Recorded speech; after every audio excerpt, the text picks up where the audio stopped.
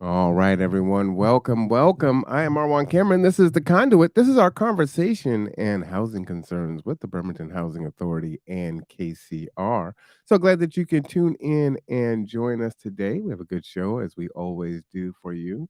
The date is Wednesday, October 12th. It is 3:03 and a paltry 69 degrees in Kitsap County. I'm going to go ahead and bring on our first person, which is Katie Sharp. Let's go ahead and give her the horn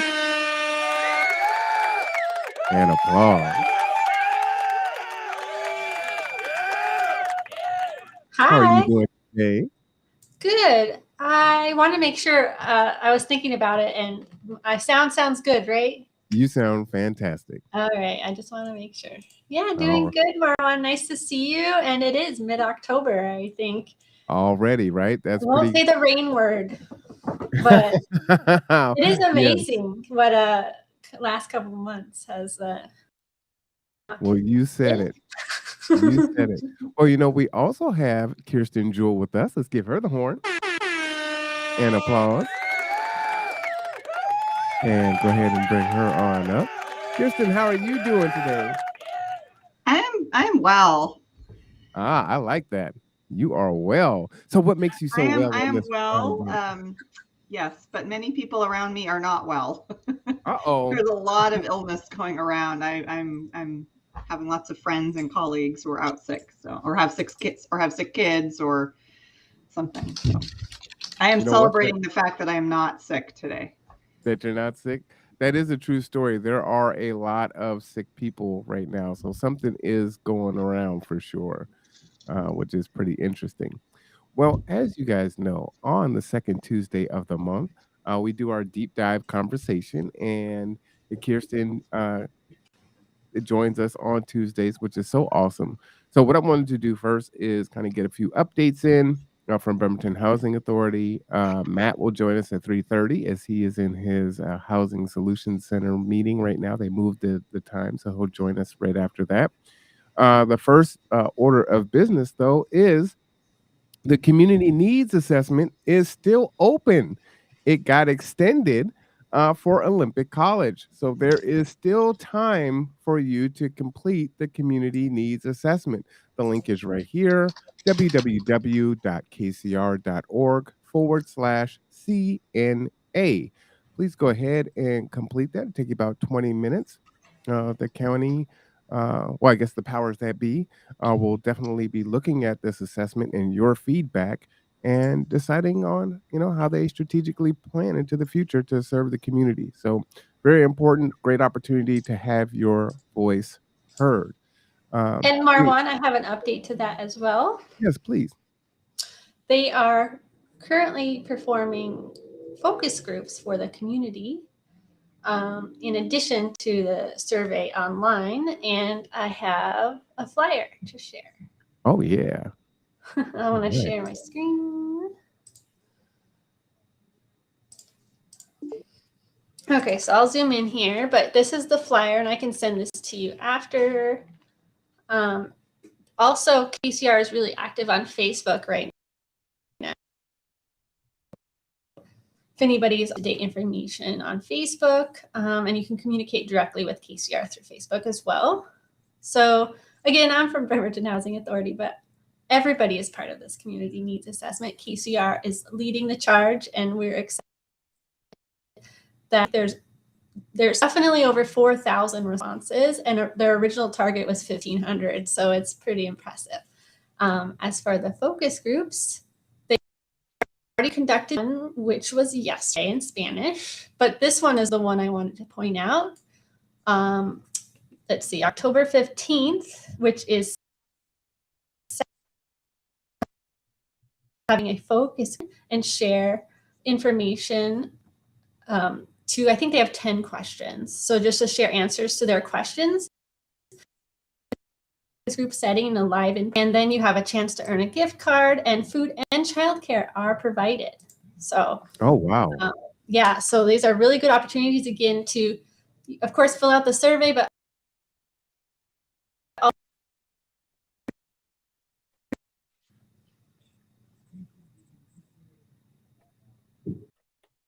Absolutely. So please put that their calendars, uh, childcare and food. That is fantastic. Yeah, so if we want to, for those who are just listening, it's October 15th at 10 a.m. at KCR at the 8th Street Building, 845 8th Street, Bremerton, Washington, conducting in English. Then there's one on October 18th at 5:30 p.m. at KCR, again at the same place, 8th Street, Bremerton, conducted in Spanish. And October 19th at 5:30 p.m. at KCR, a same building, conducted in MAM. And then November 9th at 5:30 via Zoom, actually. So it looks like they're doing a focus group over Zoom. I'm not sure if the food and childcare apply to the Zoom meeting, but there are lots of opportunities to share insights directly with KCR. All right. And for those that are just listening, that number is 360-473-2004, or you can email Arbor. How do I say the last name? I think it's Matuku. Matuku at AMETUKU at KCR.org. And I will put that in the chat also. Or actually, as soon as Katie sends that to me, I will make that available so that you can have access to that. So, oh, I love that. So, not only do you do the community needs assessment, but you can come in and have a focus group and talk about it on top of it. I think that is fantastic. Great things going on here in the county for sure. And since this is a housing conversation, there's lots of housing questions in that survey. Yes, I love it. You know what? It would actually have been cool to actually go through the survey. Maybe I can still do that because I don't think I've done that. Oh Usually yeah, I'll they do things close like that in a on the podcast. 23rd. It sounds like you have time. I do have time. So yes, I may actually do that if I can fit it in. So yeah, let's try to make that happen. Well, so now that we've made that announcement, do you have any other announcements from the Bremerton Housing I have Authority? one big announcement from the Bremerton Housing Authority What? that our public housing wait lists are going to open for applications on October 25th. That's a Tuesday. And that's big news because we're using Rent Cafe again. So if you want to share that link, Marwan. Mm-hmm. So if you have to be registered in Rent Cafe, and then you can apply for our public housing wait lists. Now I want to share there's 3 big differences to these wait lists than from before. First of all, because of existing policy and requirements, we have to do it first come, first serve, meaning it depends on the time and date you apply, and that's the position you receive. We don't share position numbers, but the closer to 7 a.m. on October 25th, 2022, that you apply via Rent Cafe, the closer to the top of the list you'll be. So it's a big change. And this is for public housing units. It's not for a voucher. So these units become available a lot less often. And it's only for units in, of course, one of our properties in the public housing program. So I think it's going to be 1 and 2 bedroom units, and you actually apply for the wait list according to how many bedrooms that you qualify for. So more information will be coming out. Again, this is October 25th, but I did want to share that on here that we just announced it yesterday. So nice. Well, technically, you kind of told us last Wednesday unofficially. You want to subscribe, so you don't miss all that information. And I think the biggest thing that we have to remember is register on Rent Cafe. The hardest thing we found with our last waitlist opening was an email and a password, and then just remembering that information. So register for an account before Tuesday, October 25th. If you have any questions, please call us as soon as you can. Get on Rent Cafe, and then it will take a few minutes to fill out the applications on that day. So it's going to be super important to just get in Rent Cafe. So, Katie, is there not going to be a campaign again to kind of work with the different, like the library and? Oh yeah, we are going to. We just had to. We have exhausted our wait list, and so we are trying to open this. So it is still. We have a few, 2 weeks but it is a little bit more accelerated because Rent Cafe has been open this entire time, right, for registration and accounts. And that's the biggest reason we announced it really early on before. Also, because these are public housing units, specific bedroom sizes, and it's not housing choice, right? We offer you a specific unit. You don't have to take it if we offer it to you, but it's a lot more limited to what these it's not a voucher, actually. It's just what this subsidy is for. So Gotcha. So that is awesome news there. And oh, here we go. I have to actually go to the website to pull up the for the there it is. announcement, yeah. And so we will be contacting partners and agencies, but I do want to put a call to action out there. If anybody wants individual training or updates, or to even just flyers, or to us to reach out, we are trying to gather all that information now, again, in an accelerated process, but we do want to still do that same outreach. One of the other lessons we learned last time is to have many people on the phone, because the technical assistance is most important. So we are going to be more accessible during the waitlist opening to help with any login or account issues. Nice, nice. And the last time that was you. You were doing it. That I was remember me. you were on the conduit, and phone calls were coming in, and you were multitasking the most. It's fantastic. And because these units are really limited, it's only open for 8 hours that day. So 7 a.m. to 3 p.m. that day. 8 hours. Okay. All right. So, stay tuned. We will definitely announce it as it gets closer to time. Yep. Maybe we'll do something special on the conduit on that morning of, just so people have that reminder. Because yeah, that's gonna go fast, guys. So make sure that you take some time out now to get all your ducks in a row. Use your resources. Give a call, send an email, get your email set up, and be ready to go on that date. Right. Yep. It's always a learning experience. And the nice thing is there's a lot of people on Rent Cafe now, and we can send email directly to those in Rent Cafe. So we'll be sending reminders through our Rent Cafe. And anybody who has an account in there will also get a reminder and notice when it opens.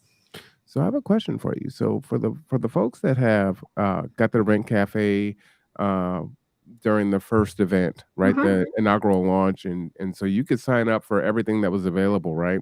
Do they have to do it on that day, or are they already in the system?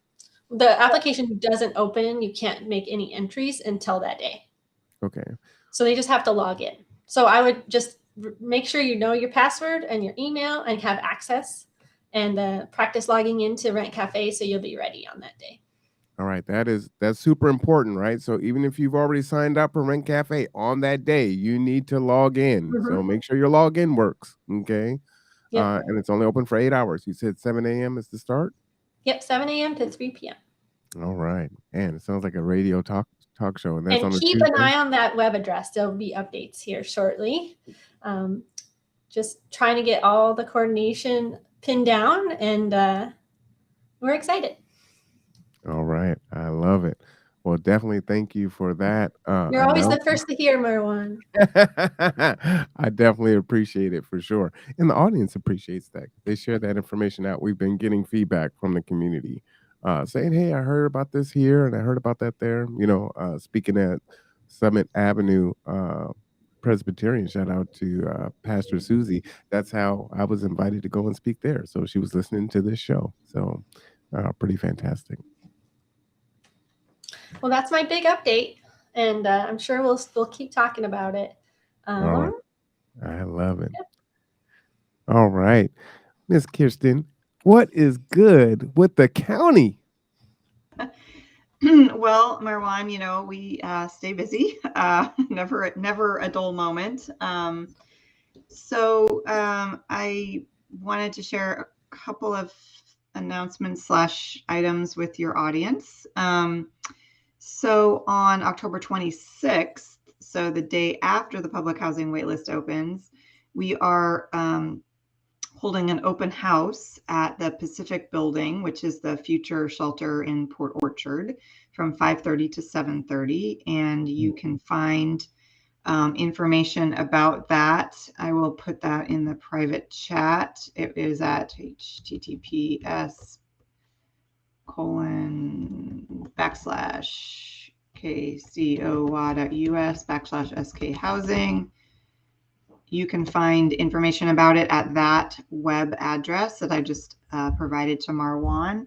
So it's essentially going to be a drop-in open house. You don't have to come at a certain time. Anytime between 5:30 and 7:30, you'll be welcome to come.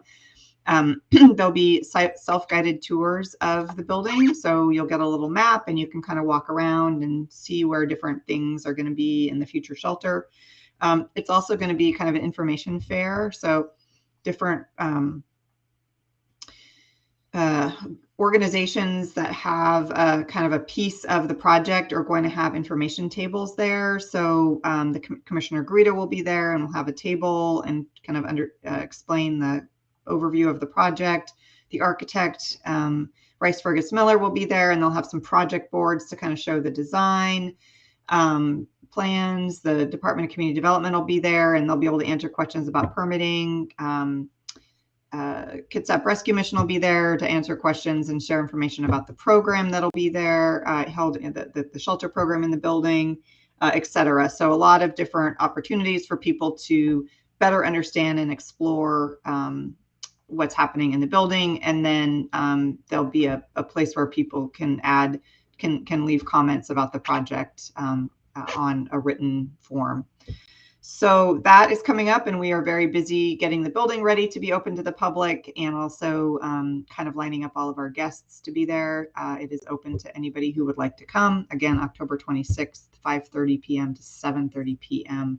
Drop in, no formal program starting at any certain time. So come whenever you like during that time frame. So Kirsten, does that mean we're getting closer to this building opening? Well, we're inching closer all the time. This is kind of a preview of the project. We haven't gotten our permits all submitted yet, and we certainly haven't gotten a permit approval yet. We haven't done any really construction on the building, so there's still a lot to be done, but people can come and sort of do what I like to call putting on their possibility glasses and kind of look around and see what our vision is for what this building is going to become in the future.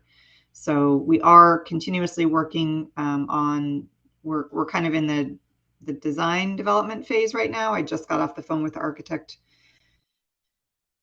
and their consulting organizations, and we're kind of talking through some of the design details to make sure that we're getting the building ready to have a sufficient number of showers and a way to serve food and a place to care for animals, because this shelter will allow people to bring their animals them into the shelter. So a lot of design details and trying to make sure that the building can accommodate all of these different aspects and a lot of different codes that we have to meet, energy code and American Disability Act code and various different county access codes. So there's a lot of work, and we're very, very grateful to be working with Rice Fergus Miller. They're doing doing the design work for the project. That is awesome. This is the first I heard that there, pets were going to be allowed there. So great job. That is that's a whole project in and of itself. It's been really great that now we're at the point where we're doing that design work. We've gotten some awesome participation. The Kitsap Humane Society has been incredibly helpful. The ASPCA has been very helpful. We have some area veterinarians who have been offering advice and assistance in the design part of this. So we really want to make sure it's going to work for the animals as well as the people. But it's kind of like designing a homeless shelter and an animal shelter in the same space, except for there's some other considerations because people are actually going to be living there. So yeah, very exciting. I'm thrilled that we're able to bring this part of the project to life because it's such an important way to offer shelter to people who have furry family members and they don't want to have to give those up or leave them out of the sheltering situation. So it's definitely something that's very needed. The Salvation Army currently accommodates people with animals and pets. And so that's awesome. And we definitely need more of that kind of shelter available. Absolutely. Absolutely. And I think about how important that is, for someone to, for their mental health, right? If that's part of that stabilization. Uh, if they're going to transition from, temporary shelter housing to permanent housing, all these things have to be in place. So I think that's fantastic. Yeah, I mean, animals really are family members. I mean, I have 2 cats myself, and they are, they are part of my family. I can't imagine having to be separated from them and make that sacrifice in order to be able to get housing assistance. And so we want to lower that barrier, make this shelter lower barrier so that people can um, go into the shelter if they have pets, if they have a partner, or children and family. So we're trying to make it be as inclusive and low barrier as possible for people to be able to use the shelter. Well, thank you for that. And, Yeah. again, that website is here for you, kcowa.us/SK housing. And, if you go to the website, there's some frequently asked questions. So a lot of folks, whether you are supportive or critical, you can get some frequently asked questions and educate yourself on some of the issues or concerns centered around the building. So, where did the ideas come to purchase that building? How did the building purchase and program? How's it being paid for? Who will own and maintain the building? So, transparency is good and it's important, and a lot of it is here. So, just go to the website, click on frequently asked questions, and this may also form some new questions for you as you come and you visit the open house and you see the space. But ultimately, we're all working together to solve this issue.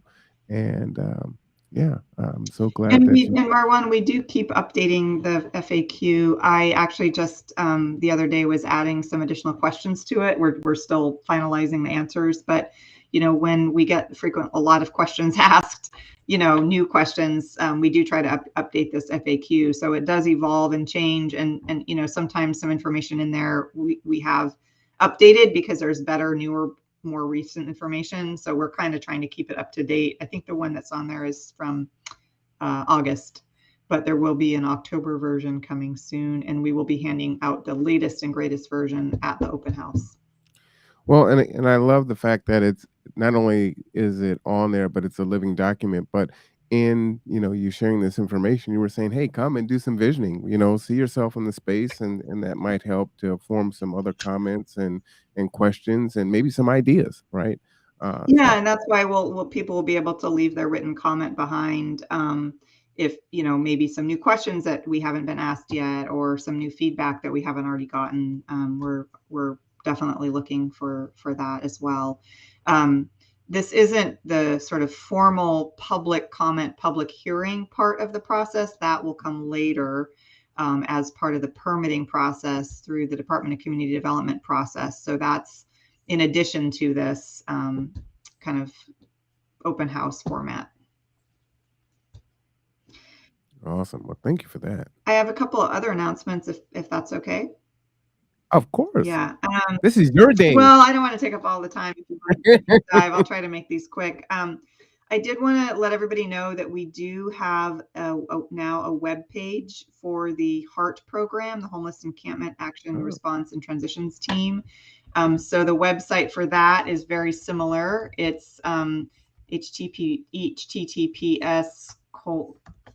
colon 2 KCO wa.us/heart. all right. So So I'll that pull that. webpage is just the beginning of a page, but we wanted to have a place where people could go and learn a little bit more about the program. There are some starting FAQs on there. There's information about how to report an encampment. There's a slide deck about the program. So we just wanted to be able to share with the community more broadly now that the program is a little bit more established and we have some information to share. We wanted to put that out there to the community so people can feel free to check out that webpage as well. And we will be updating it as we have more information. There's some basic stuff on there. I have to say, Kirsten, I have to say, ever since you mentioned compassion when you talk about the heart program, I love that point, because it really is like the heart program leading with compassion. I just wanted to reiterate, like, I think it really resonates, and I enjoy hearing about it in that perspective, because there needs to be compassion involved to even do this work. So thank you. Thank you, and thanks for highlighting that. Yeah, that is our goal. And I think, you know, we get a lot of public feedback about homeless encampments and about crime, and it's a very complicated issue. You know, our piece of this puzzle is trying to connect people with resources and services in the community. We don't have any enforcement. We don't have the ability to trespass people. We don't have the ability to respond to crime that's happening that may or may not be perpetrated by people experiencing homelessness. But you know, we work closely with law enforcement. We work closely with Public Works and the Solid Waste Division. We work closely with the Health Department, because all of us have pieces of trying to resolve some of the challenges created by people being forced to live outside. So yeah, we try to respond to all of the complaints as best we can, and Jared is constantly checking out reports of encampments, and we are in the process of closing an encampment right now. It's one of the larger encampments along the Clear Creek Trail in Silverdale. It was identified as one that is, you know, in a sensitive area, significant build up of structures. People are starting to pour cement footings and bring lumber in, and so that definitely needs to not be happening on that public land that's also in a very sensitive wetland area. So that has been receiving many outreach visits from the Heart Outreach Coordinator, from the Housing Solutions Center outreach team, from the REAL team, law enforcement, Public Works, as I said, Solid Waste is out there. So a lot of intense effort.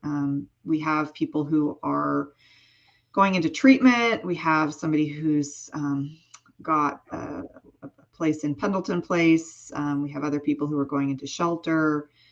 So that's the current encampment that we are working on at this time. And then there's a number of others around that we're aware of, that we're monitoring, that we're sort of tracking, that we're reaching out to, offering services, and just kind of keeping on the radar for right now. All right. So just got the website up there, and there is a presentation that I just clicked on, so people can take a look at that. I won't go through the whole thing here. And we did have a presentation about the Heart program on this podcast, right, Marwan? Yeah, absolutely. Yeah. I sort of remembered that we gave that presentation in a lot of different venues, and I was trying to remember if we'd done it here, and I think we did. Just a couple other quick updates.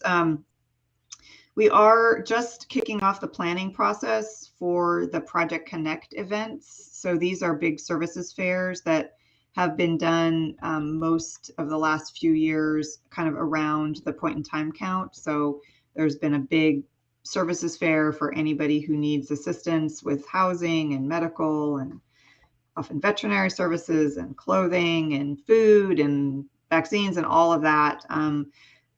It's usually the fourth week of January. And so we're just kicking off the planning process for that. And if there's anyone who's interested in being on the planning committee, we could definitely use some more help with that. It's a big project.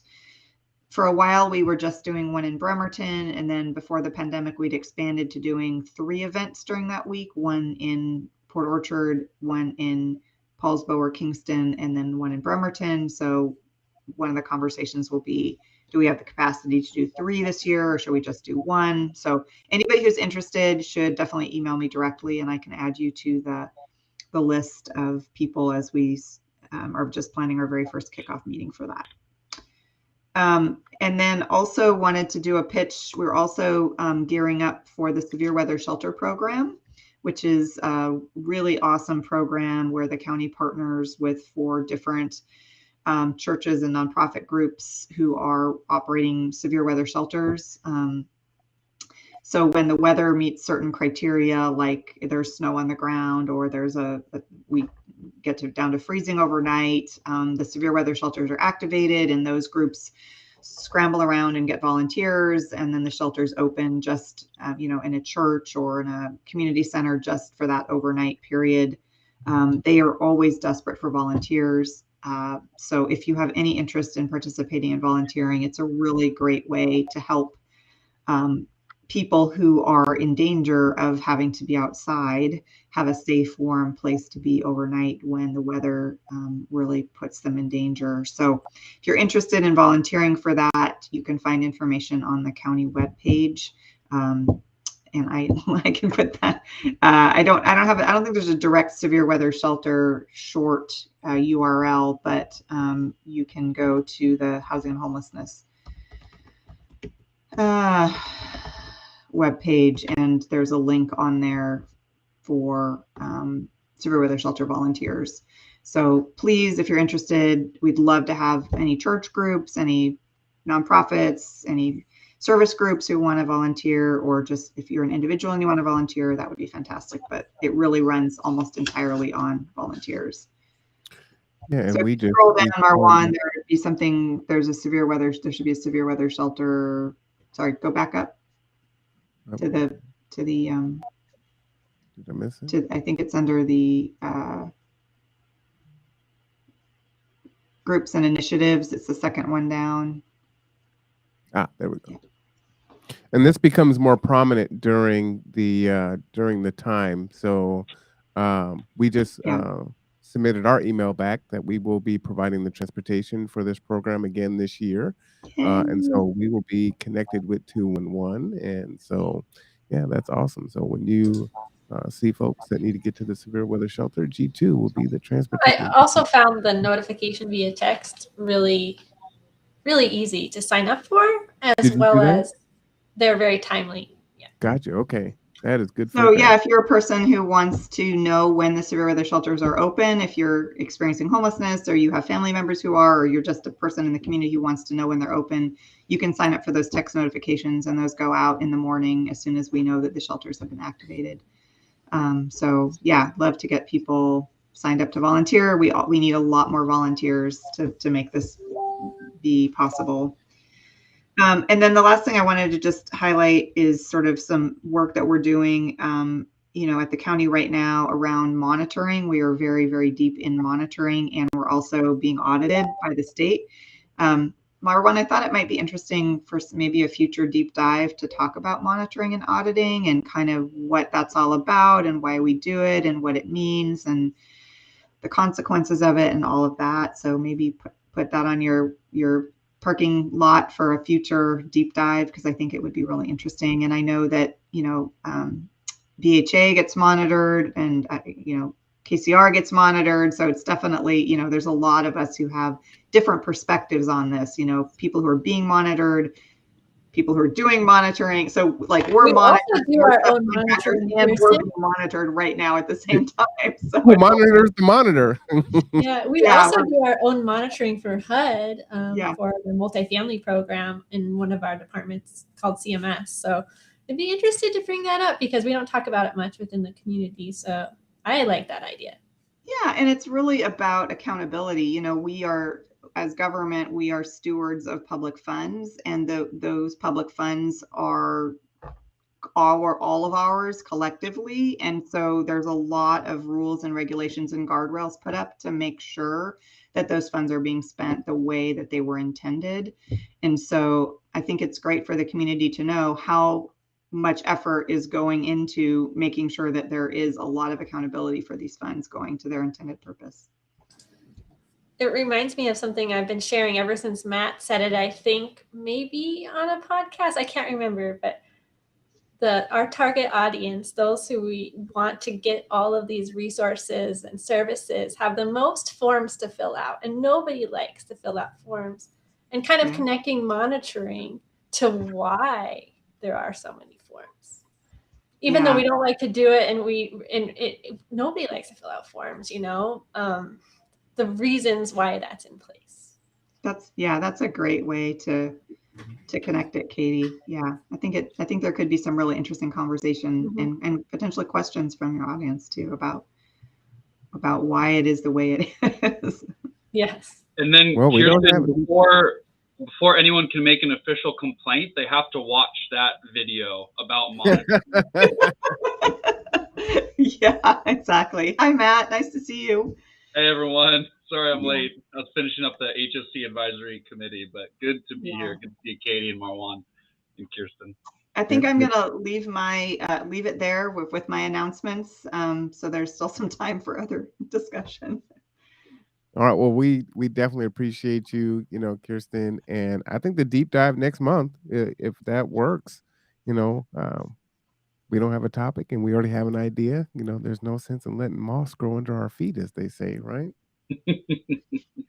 So as we go to Matt and welcome him back from his vacation, a quick programming note for KCR. Executive Director Tony Ives will be on next week.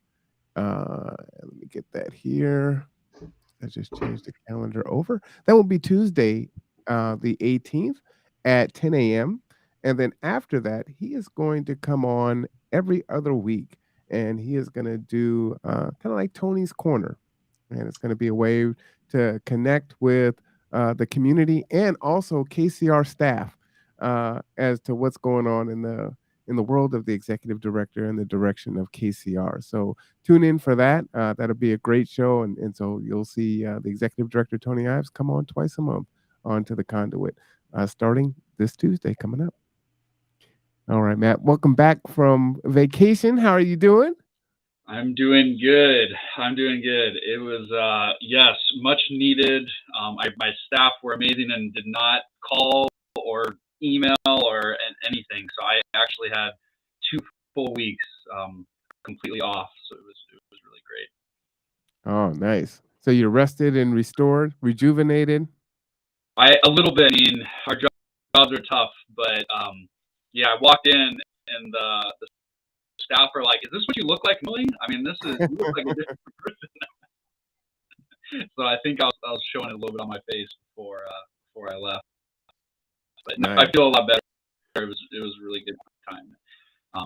But yeah, no, Tony I know is really excited. I think that would be a good opportunity to connect with a lot of the projects that he's working on and really his perspective coming in and he's done such a good job of connecting with so many people in the community and so I think this is a good outlet for him to kind of talk about a lot of what's happening at his level. I'm excited for that for sure. And I know staff that tune in and watch the first one too. So I think we have some staff too that will benefit from that, of kind of hearing that piece. So we're excited. Absolutely. Matt, I'm going to ask you just do you want me to jump into? I do, but I want you to refresh your browser first. You're kind of pixelating a little bit, and we don't want to miss what you have to say, but you're coming in kind of rough there.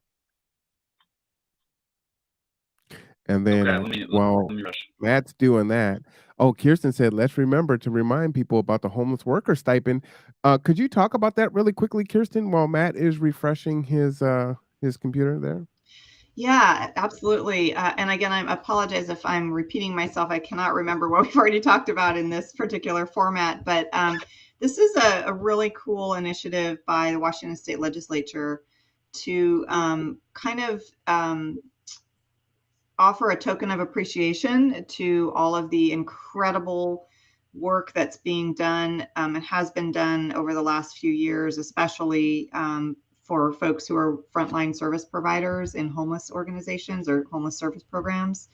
And they allocated a big chunk of money from the state budget last year to essentially provide these, what they're calling stipends. So if you're a person who works for an organization that has a homeless program and you yourself meet some income qualifications and your organization receives certain kinds of funding, from state and federal sources, you could be eligible for a $2,000 stipend, and you apply as a service worker directly through this website that Marwan has up on the screen. I think the questionnaire that you fill out is pretty straightforward, pretty basic. And then in another 6 months, if you're still with that organization, you could qualify for another $2,000. So pretty exciting. There's still some questions hanging out there and some things to get resolved. And not every single organization is eligible because of the way that the legislation was written specifically, but a lot of people are eligible, and we are trying to get the word out about this. We're trying to make sure that anybody in our county who's eligible is able to go in to this website and basically claim your $2,000. So very exciting. Kirsten, you were saying there might be a way for organizations that aren't on this list here to be added on that list. Was that true? Yeah. Again, there are some restrictions. So it's not every organization. It has to do with the funding that your organization has received in the past. But if you, as an organization, think that you should be on that list and you're not, you can reach out to, there's a button somewhere on there, like contact us. I can't remember where it is. You can reach out to them or at the questions button and say, hey, I think my organization should be eligible. And they will walk you through trying to figure out if it is or not, and then add you to the list. All right. Thank you for announcing that. Yeah. And please continue to announce that, everyone, because I will forget to announce it. And that's a good reminder, too, that it's a program from the Washington State Department of Commerce. Yes. And Bremerton Housing Authority, specifically, if you think of, we are listed, but under Mason County, we do support Mason County. We're in the process of asking questions. So we'll let you know if we do, like how the process is. We don't want to announce it to staff to are ineligible. So we're asking questions to make sure we can announce it to staff because it's exciting. There is some eligibility pieces. So it's not run by the county, but everybody here wants to share it, and we will continue because it's exciting. Yeah, and I was fortunate enough to be part of the team that was consulted about writing the legislation and trying to sort out some of those really difficult details. And, we did the best we could, with never having done a program like this before. I think it's really unheard of. I don't know of any other programs that are like this, where the state government is essentially offering some additional kind of compensation for people in a certain type of work. I think the hope is that this is just the first step in trying to improve the sort of overall pay scales for people who are doing this really, really important work with our very vulnerable populations. Many of those staff people are not as well compensated as I think a lot of us think they should be. And so, but it's a very complicated question because you're talking about many, hundreds, if not thousands of agencies across the state employing people doing all kinds of different work. I mean, it's not an easy way. There isn't an easy way to just say, yeah, let's pay everybody more, because there is still a limited amount of money. And so if you pay people more, there's fewer people who get to work, there's less services that can be provided. So it's a very complicated question, but I think there's a lot of effort right now going into sort of how do we make sure that we have a really good, stable and fairly compensated workforce doing this incredibly important work. And I know Matt has also been a big part of these conversations and working on this issue.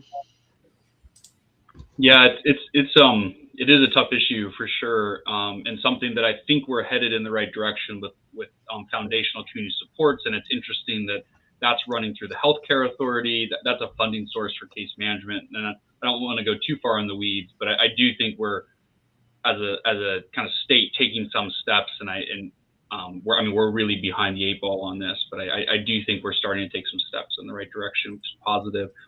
Katie, we too, I too have reached out to Live Stories to try to get some clarification, because we have some teams that I think Kirsten, I CC'd you on one too, of we have some teams that are tangentially related to homeless services, right? And kind of where do they fit in? And I haven't heard back yet, but I did dig in the FAQ, and Live Stories in the FAQ encourage folks kind of on the bubble, or if they thought their agency should be there, to just apply, because they are going to be adding and looking. So that was kind of our recommendation based off what they said, is just apply. I understand not wanting to get staff's hopes up, and we caveat that with our staff of like, this is not guaranteed, but since Live Story recommended apply, just to make sure, because we have a lot of staff, and just making sure they have enough time to, go through the application process. Yeah, our HR department is taking the lead on it. I know, and hopefully maybe we'll get a presenter in here. Hey. So that would be kind of exciting. So we just want to know what resources are out there to help communicate it to staff and encourage the application process, because I do think it's taxed. It's a taxed. It is. It does count as income, so that is a consideration for some people. And I believe I asked this question earlier. I believe you can request a lower amount than $2,000 if you are concerned about that sort of affecting potential benefits or something like that. Like if you don't want to be bumped up over a certain income threshold, because that would be detrimental, I think you can request a smaller amount or something like that. Because I raise those questions and issues as well. I think it's really important everybody understands that this is taxable income. So if you get $2,000 and you happen to then, to be in an income bracket where you have to pay taxes, or you have to pay a higher tax rate, you should just be really aware of that. Absolutely. So that website is there. Marwan, if you're interested, we may be able to get somebody to come and do a presentation on this. Yes, ma'am. Okay. I vaguely vaguely remember somebody offering to do that. So let me that would be fantastic. See if I can follow up on that. And I can't promise, but I think somebody reached out to me and asked if I wanted a presentation. Yeah, that would be awesome. Curious, especially if it's Scott. Funny that we've worked with Live Stories on another pro, so we actually know some of the folks. And I was able to talk with one of the frontline workers on the phone to try to get these questions answered, and she didn't fully. So she kind of referred to Scott, and I still haven't heard. And I know they're slammed right now with all the programs they're running, but it'd be really great if it could be a manager, not just one of their kind of stuff. If we could get a manager in, I think that would be wonderful, because then we could ask directly a lot of these questions. Would be great. Well, and then it could be a recorded asset that, BHA, KCR, the county, other agencies can just, share with their staff, and they can watch it as many times as they want and ask questions in real time if they're able to watch it live. And yeah, I think that'll be very helpful for folks. So how about your updates there, Matt? What's new? We haven't seen you in a while. We almost forgot what you look like. So the community, there's can you hear me lagging? Uh-oh. Yeah, you are a little laggy. Yep, you are laggy.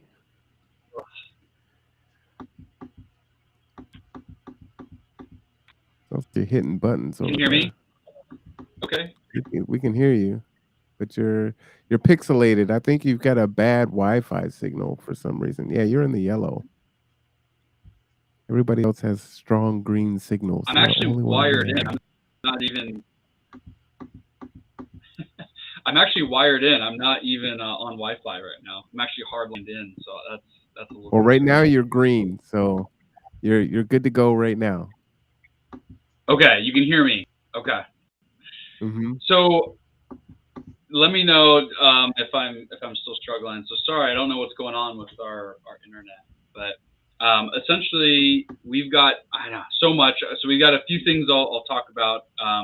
So the first, the community needs, it's still live, but we're in our next phase where we're actually doing focus groups. So I know Tony and some of our admin teams gonna be setting up focus groups at different community agencies. I know they're working with Kayak and some other folks as well, to especially try to get folks, that might have trouble filling out the survey, and to kind of talk more in depth. The link is still live, can still be filled out, but I think Antonio will probably talk more about that as well, Marwan, in your meeting with him. We are finally moving forward with getting some staff, and case managers, and so we've got 2 more folks that just jumped on, and we've got enough where HSC is opening up some rapid rehousing slots, and so that's exciting. That's the first slots we've opened up in a little while because of staffing slots, so or staffing availability. So we're really, really happy, and we're going to continue. So we're still hiring more. We want to probably hire another 2, at least, maybe 3 case managers to kind of get us through this year and into the next year, as we just continue to expand. So that is really, really positive.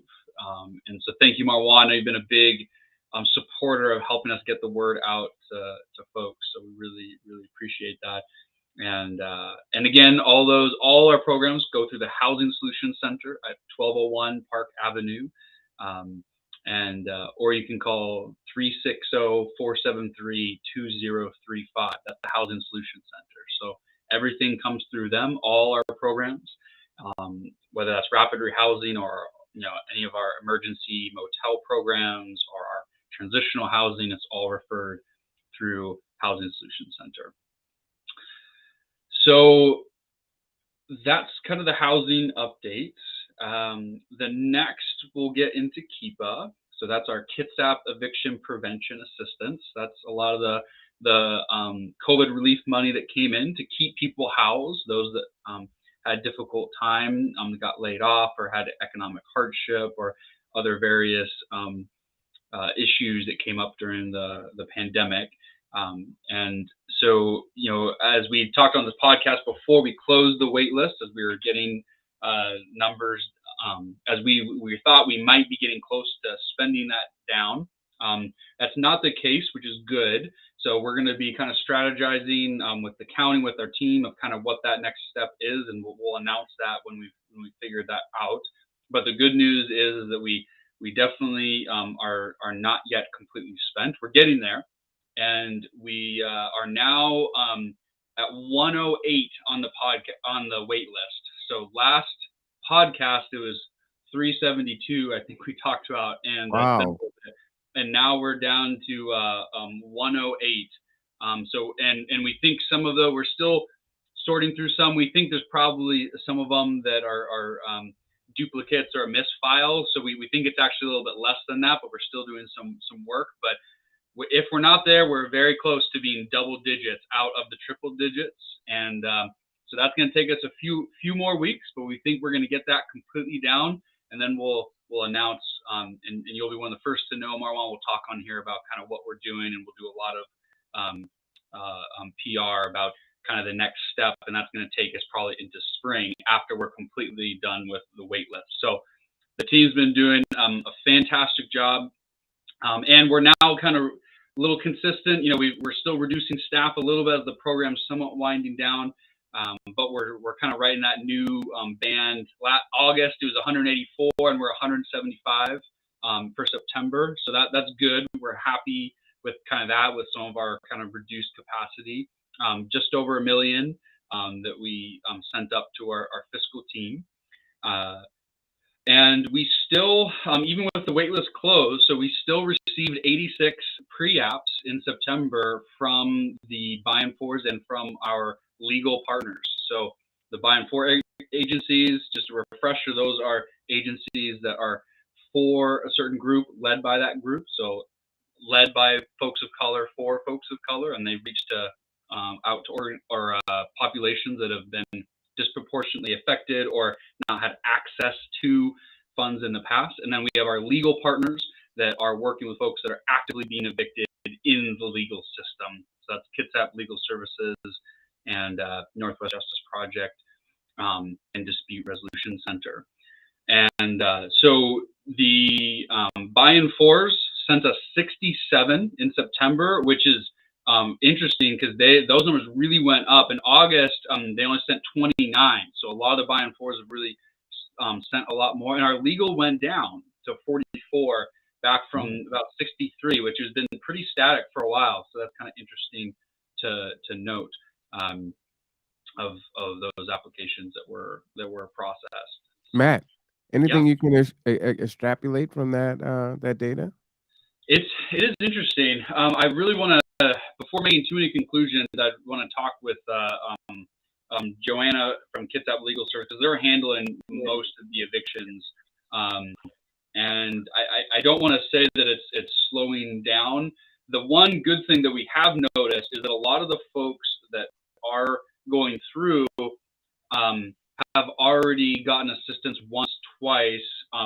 Now, it's not necessarily good from their perspective because they're not stabilizing, but what it means is our efforts are doing really well. And a lot of the folks, it's not like folks that are getting evicted that haven't had opportunity to get funds. So there are still folks that are first time that are on the wait list, right, that aren't being evicted, that their landlords are holding on. So that's good, they're holding on. But the folks that are actually being evicted have at least gotten one or two chances. So that's what we keep seeing that pattern repeated. So it's, and again, this is where we're running into a lot of these folks really need ongoing rental. Where we be able to, BHA, we've talked about doing there, how can we add some additional support? But I don't know if the evictions are going down. What I hope, I mean, I think all of us pray that might be, maybe we're seeing some of the, people stabilizing, not as many people going through. But again, it's just 1 month. I think we'll really see when the program, when we completely wind down, that's what those numbers are. So I think there's some good and some unknown about what to take. But the positive is really the work that we've done at our community with the buy and forth with the legal partners to make sure that this is spread out equitably, and it really reaches many people as it can. And not every community had all the partners engaged. I know, Kirsten talks to different partners, and some of the community did not have that partnership set up with the Dispute Resolution Center, or we really had a pretty tight system. We had a closed system, so it would be really hard to get evicted and not connect with one of the buy and for, a legal partner, or us, right? Just because we had the judges on board, we had the courts, we had the Dispute Resolution Center, which handles all non-payment of rent. That's part of the new law, the eviction pilot program. We had Northwest Justice Project, which handles a lot of the clear calls, and then Kitsap Legal Services has the contract for low-income folks that they have a right to counsel now when they're being evicted, and then other buy and fors, Surviving Change, Hope 360, Kitsap Immigrant Assistance Center, Gather Together, Grow Together, Foundation for Homeless Poverty Management, and Mount Zion, reaching out proactively. BHA was a distributing partner, Housing Kitsap was a distributing partner, Coffee Oasis is a distributing partner. So all of those folks, I mean, I think the system was really robust, and I think that speaks volumes that about 80% of the folks that are being evicted have gotten one round of assistance. And so I think that's the big positive that I take away. The unknowns are what's actually happening. Is there going to be a tail end of folks that come in at the end? And that's what we're going to be working on with the same funds, of how do we target this as effectively as possible to prevent evictions, right? That's our big goal, is how do we just prevent people from getting evicted? So I think we've got some work to do. We've got some work to do there. Matt, let me ask you a question. As horrible as COVID is, and this is open for Katie and Kirsten too. One of the bright sides is the synergy of that was created with the relationship building with the buy and fours in the county and BHA and KCR. So, is there some intentionality around keeping those relationships going in some form or fashion? Absolutely. I'll kind of take first stab, and Kirsten and Katie can follow. But for us, there is going to be a permanent rent assistance program that is going to have some buy and for connections. So it's going to be way smaller. We're probably talking multiple orders of magnitude less than what it is now, but it will be something. And we definitely plan to continue to work with buy on fours, and I'm sure we'll be kind of talking, in the future of what that looks like.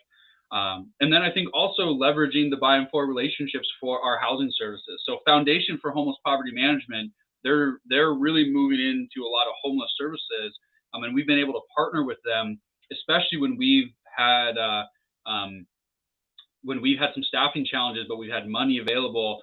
They've been able to say, all right, we've got some staff capacity. We've been able to fund clients, and they've been able to case manage, and we want to continue that. And Marwan, you and I working together with filming training for the community, and we want to keep doing work, like that. And I think same with Mount Zion and Kayak, right? Kayak we work really closely with. So these partnerships we want to continue to kind of integrate and leverage, and maybe help capacity build. I know Tony got some specific money to help capacity build, and has used that, I think, for grant writing classes for leaders of color in Kitsap counties, and invited a lot of folks. And so there's been other ways that we really want to help different organizations build capacity, and then work with us, and then really connect and go forward. And I know we can't completely help capacity build, everyone, and there's obviously limitations of what we can do, but we definitely want to have that as much as we can help and bring people in, and then we don't ever want to be hoarding resources. We want to continue to work with folks, because there's way more work to do than ever. We don't have any competition mindset, because there's way more work to do than even everyone right now working together. So it's all of us are needed at the table. And so we really, really enjoy kind of building this relationship. And we've seen a lot of fruits, especially with the Foundation for Homeless Poverty Management, and Diana and Drayton over there. They're doing such a good job, and case managing, and then us being able to case manage other folks. Because what that does is, we're then able to fund, but then we don't have to spend as much time, because they're taking the lead on case management. That allows us, because there's precious case management hours, right? There's just so few of them. And so when we can use that for other folks that aren't connected, we see that as a big, big positive. So that's one example of how we want to go forward.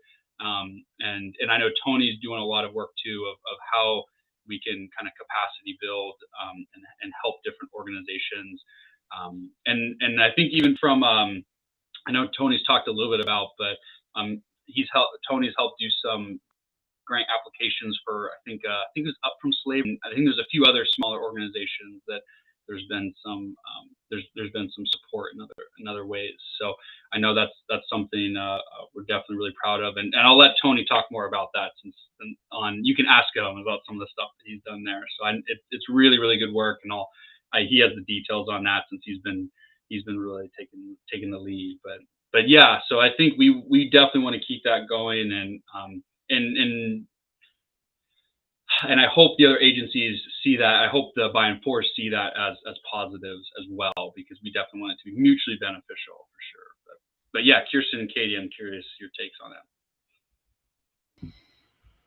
I think you covered it pretty well, Matt. I always like to say Kitsap County's superpower is our partnerships, and that's why we are often ahead of other counties in responding to things, and quickly able to leverage money, put together programs. We just keep adding on to the partner group, and that that saying, the sum is, what is it? The sum is greater than the parts, right? Mm-hmm. So we do more when we work together. That's our superpower. So our intent and desire is to continue to build that coalition of organizations and people working together on this very challenging time and issue that we are facing in our county, and helping people who are struggling with housing. Katie? Of course, I agree. And I think the conduit is always a good example of that. Talk early and often, talk as much as possible, because as Kirsten, you mentioned earlier, I don't know if I said this, but it's okay if you said it. Like, it's on our minds, and we need to say it more because somebody might have missed it or didn't hear it because it was in between another conversation. The things that are important to us, we have to let people know they're important to us. So we have to talk about them a lot. And I know Matt wasn't here when I announced the public housing wait list for Bremerton Housing Authority is opening on October 25th for only 8 hours, 7 a.m. to 3 p.m. And getting connected with those leaders of those organizations is going to be key for us to help those who need to get on this list. So I might be reaching out to you later to just get contact information so I can individually reach out and make sure people are aware, because this time we aren't opening it, we're not giving a whole month notice. It's 2 weeks, and it's a really rare waitlist, meaning you don't get spots open a lot. So we're just kind of creating the waitlist because we've exhausted it, and we just are trying to get people on it. But again, waitlists don't mean that you get housing right away. It's just that you get on the waitlist, and it's important to get on it. So you'll have that opportunity to get to the top. So, and it's first come, first serve, Matt. So that's going to be the difficult part of this one. And let me answer the question as one of those buying fours. So I think it's important that the big entities, as they stretch their hand out, other organizations and individuals also have to stretch their hand out. That's how the best bridges are made, right? When both sides are there. And so when I think of our footprint in this county pre-COVID, we weren't doing the emergency shelter transportation. We weren't providing food to the Q&I centers during COVID. We weren't hosting a podcast, right? So we weren't doing eviction assistance. So now we have all of these different partnerships with the county and BHA and KCR and all the buy and fours providing transportation for COVID and vaccines through long-term aging and care. So if you are elderly or disabled, you can get free transportation for that. So you can give us a call and we'll take care of that for you. But so it is important for both sides to create that relationship, because that makes a very strong relationship. So I just wanted to, give a horn for all the work there. Yeah, so that's how that looks. And I just wanted you guys to answer that question, because the community doesn't often see the change, because you're living it day by day and then it becomes the new normal. But things are different and a lot better in a lot of ways between the agencies and organizations. So thank you to you all and to all of your agencies. Go ahead there, Matt. Well, thank you, Marwan. I really appreciate that. And Katie, what was the date again? It's October 25th, and right now there is an announcement on our website, but more information to come. We're finalizing outreach planning tomorrow. Okay. Again, one of the biggest things we learned is more people on the phones, because it is through Rent Cafe, and it is first come, first serve. So again, reminder to everyone, register. Rent Cafe is open. Get an account. Make sure you can log in.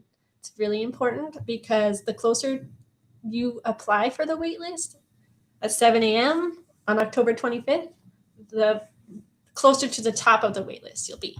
We don't give position numbers out, but first come, first serve is all based on date and time of submission.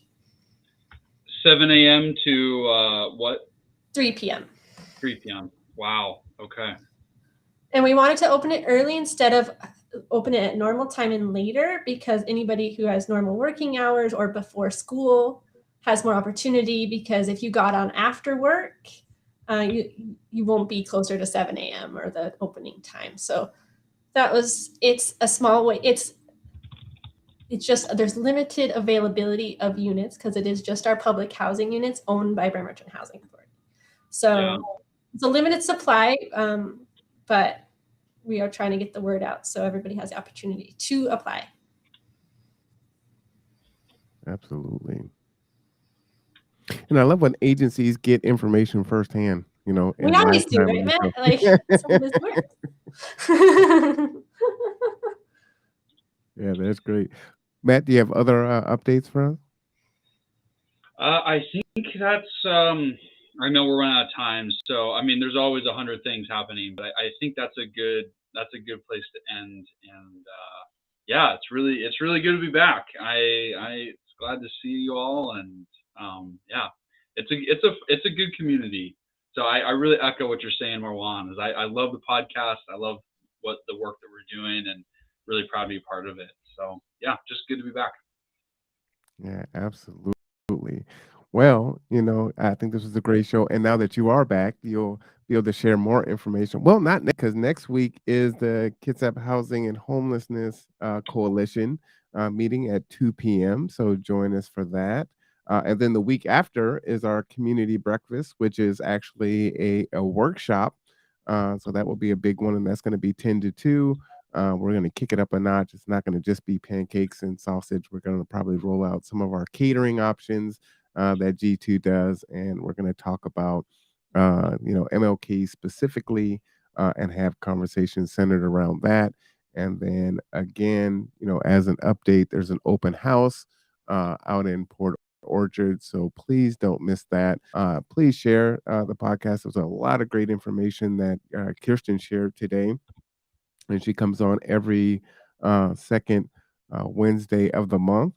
So mark your calendars because she always comes with a lot of great information. And she is tremendously busy, so we always appreciate when she stops by to visit us. And hopefully is there 5 Wednesdays this month?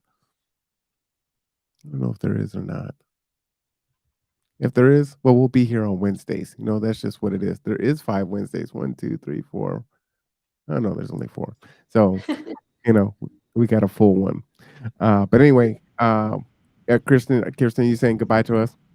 No, I was No, saying she's there's saying 4 we're full. Wednesdays. Oh, there's 4 Wednesdays. It's kind of looking like goodbye.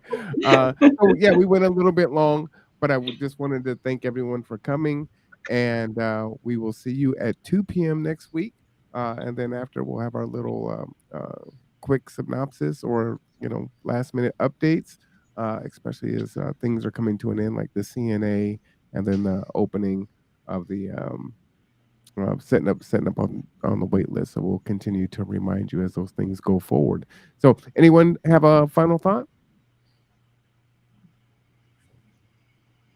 Just be grateful. As I started out the podcast saying, I was feeling grateful for being healthy because so many people around us are getting sick. So I just encourage everybody to be grateful for every day that we get to, be in this world and be healthy and get to help our fellow human beings. That's it. So for Gibson Jewel at Kitsap County, Matt Garrett at KCR, and Katie Sharp at Bremerton Housing Authority, I am Marwan Cameron. I should say gather together, grow together, and the conduit. We will see you next time, everyone. Thank you so much for joining us today. We'll be back in 45 minutes, actually 5:30 for City Council. Hope you to see you then. Bye-bye.